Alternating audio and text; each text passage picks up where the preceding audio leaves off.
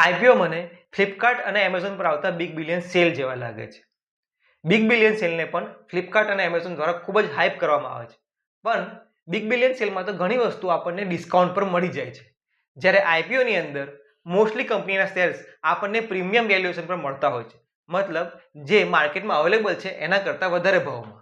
એટલે હાઇપ કરીને આપણે આપણું નુકસાન પણ કરીએ છીએ એમાં ખરીદી કરીને. તો આ વિડીયોની અંદર હું તમને 3 રીઝન બતાવવા જઈ રહ્યો છું કે જેના કારણે હું આઈપીઓમાં ઇન્વેસ્ટ નથી કરતો. તો ચાલો મિત્રો વિડીયોની શરૂઆત કરીએ. Let's get started.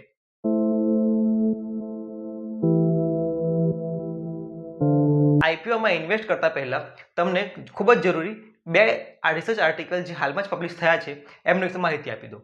પહેલા સેબીએ એક સ્ટડી કરી હતી કે જેમાં બહાર આવ્યું છે કે 50%થી પણ વધારે લોકો માત્ર લિસ્ટિંગ ગેઇન કરવા માટે આઈપીઓમાં ઇન્વેસ્ટ કરતા હોય છે. જેમ તમે પણ કરતા હશો કે તાત્કાલિક આપણને લિસ્ટિંગ ગેઇન મળી જાય, મતલબ 100 રૂપિયાનો શેર છે આપણને લિસ્ટિંગમાં મળી જશે તો આપણે 200 રૂપિયામાં વેચી દઈશું. એટલે જે શેર આપણા ડીમેટ એકાઉન્ટની અંદર આવશે આપણે તરત જ એને વેચી અને લિસ્ટિંગ ગેઇન મળી લઈશું એટલે આપણા રૂપિયા ડબલ થઈ જશે. આવી આ વિચારસરણી આપણે ઘણી વખત ધરાવતા હોઈએ છીએ, જેને લિસ્ટિંગ ગેઇન કહેવામાં આવે છે. હાલમાં જ ઇકોનોમિક ટાઈમ્સે 2020 થી 2025 દરમિયાન આવેલા ટેક આઈપીઓની એક સ્ટડી કરી હતી. ઇકોનોમિક ટાઈમ્સની એ સ્ટડીની અંદર બહાર આવ્યું છે કે માત્ર 33% લોકો કે જેઓ આઈપીઓની અંદર 26%થી પણ વધારે લિસ્ટિંગ ગેઇનમાં મેળવે છે એમાંથી માત્ર 33% લોકો જ આગળ જઈ અને બીએસસી 500 કે જે ઇન્ડિયાની ટોપ 500 કંપની છે એના બેન્ચમાર્કને પણ બીટ કરવામાં સફળ થાય છે. મતલબ માત્ર 100માંથી 33% લોકો જ એવા હતા કે જેઓ આગળ જઈ ઇન્વેસ્ટિંગ કરી અને બીએસસી 500 ની ઇન્ડેક્સને બીટ કરી અને રિટર્ન મેળવી શક્યા હતા. મતલબ 60%થી વધારે લોકો એવા હતા કે જેઓ લિસ્ટિંગ ગેઇન તો મેળવી લીધો પરંતુ આગળ જઈ ઇન્વેસ્ટ કરીને સારું રિટર્ન મેળવી શક્યા નહીં.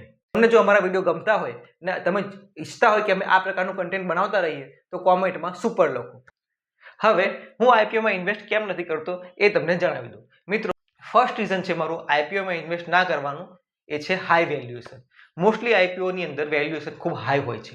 તમે સ્ટોક માર્કેટની અંદર એ જ ટાઈપની કંપનીને જો શોધશો તો એ ટાઈપની કંપનીની વેલ્યુએશન ખૂબ ઓછી હશે યા તો ડિસ્કાઉન્ટ હશે કમ્પેરિંગ ટુ આઈપીઓ પ્રાઇસ. એટલે આઈપીઓની અંદર તમને પ્રીમિયમ વેલ્યુએશન કંપનીના શેર વેચવામાં આવે છે.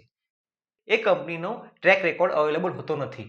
માત્ર એક ડીઆરએચપી કરીને ડોક્યુમેન્ટ છે જે આઈપીઓની અંદર બહાર આવતો હોય છે, પરંતુ એમાં કંપનીનો ટ્રેક રેકોર્ડ એને માઇનોરિટી શેર હોલ્ડર સાથે કયા ટાઈપના રિલેશન રાખ્યા છે, ડિવિડન્ડ આપે છે કે નહીં, અને ખરેખર જ્યારે કંપનીને પ્રોફિટ થાય છે ત્યારે કયા પ્રકારની કોર્પોરેટ ગવર્નન્સ કંપનીમાં છે એ બહાર આવે છે, જે આઈપીઓની અંદર અવેલેબલ હોતી નથી. એટલે આઈપીઓની અંદર કંપનીની લોંગ ટર્મ હિસ્ટ્રી અવેલેબલ ના હોવાના કારણે આપણા પાસે ઇન્વેસ્ટિંગ ડિસિઝન લેવા માટે પૂરતો ડેટા હોતો નથી અને તમને પ્રીમિયમ વેલ્યુએશન પર સ્ટોક વેચવામાં આવે છે. બીજું રીઝન છે મારું આઈપીઓમાં ઇન્વેસ્ટ ના કરવાનું એ છે કમ્પાઉન્ડિંગ માઇન્ડસેટ વર્સિસ સ્પેક્યુલેટિવ માઇન્ડસેટનો ડિફરન્સ.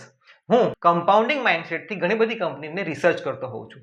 એ રિસર્ચ આજે આપણે કરી રહ્યા છીએ એ આપણને કાલે એ કંપનીને સારા ટાઈમ પર સારી પ્રાઇસ પર બાય કરવામાં મદદ કરશે.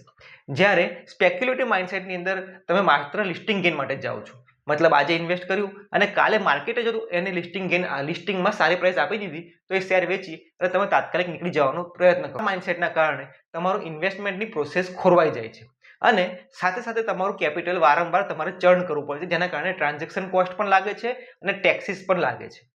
એટલે આના કારણે long term investing process compromise થતી હોય છે, જેના કારણે હું કમ્પાઉન્ડિંગ માઇન્ડસેટના મારી ઇન્વેસ્ટિંગ પ્રોસેસ ફોલો કરવા માટે સ્પેક્યુલેટિવ માઇન્ડસેટના નાના નાના ગેઇન્સને છોડવાનો પ્રયત્ન કરું છું.